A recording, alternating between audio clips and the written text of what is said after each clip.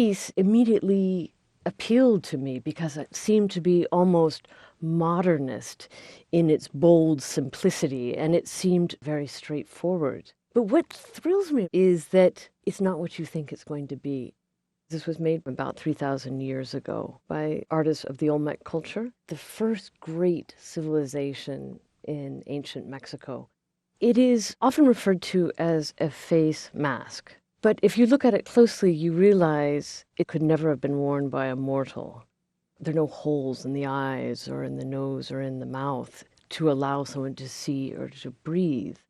There are these little indentations in the eyes, in the mouth, that probably would have held an inlay, probably of shell. So it may have been seen as much more lifelike in antiquity, and it is more or less life-size of a human face.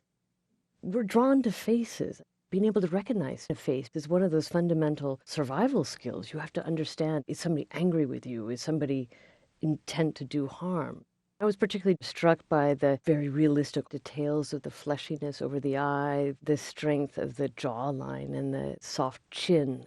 But when you draw in closer, you think, what's going on with that mouth? The downturned edges, this strange sort of toothless gum above it.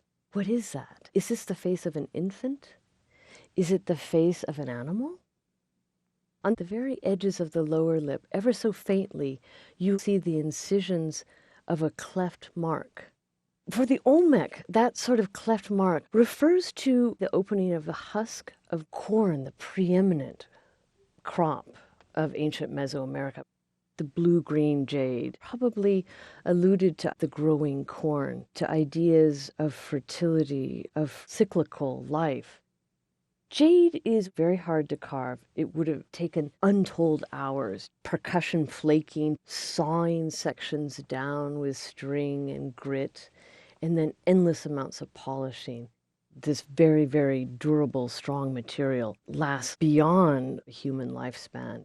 In that sense, it touches on the great questions. What is our existence about? What can transcend our time and our place?